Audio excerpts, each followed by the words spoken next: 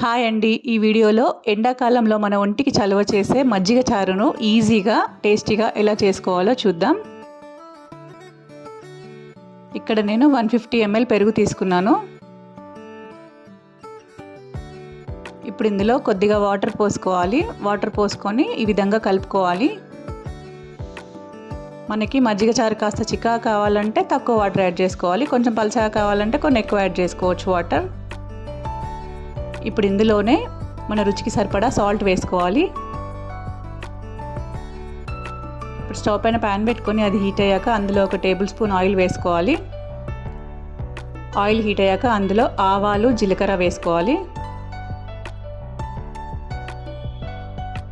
అవి కాస్త చిటపటలాడాక అందులోనే కట్ చేసి పెట్టుకున్న పచ్చిమిర్చి ముక్కలు, 2 ఎండుమిర్చి, అలాగే సన్నగా పొడుగ్గా తరిగి పెట్టుకున్న ఉల్లిపాయ ముక్కలు, కరివేపాకు వేసి బ్రౌన్ కలర్ వచ్చేంత వరకు వేయించుకోవాలి. ఇవి వేగాక ఇందులోనే 1 టీ స్పూన్ పసుపు వేసుకోవాలి. ఇప్పుడు మనం ముందుగానే ఉప్పు వేసి కలిపి పెట్టుకున్న మజ్జిగను ఇందులో వేసుకోవాలి.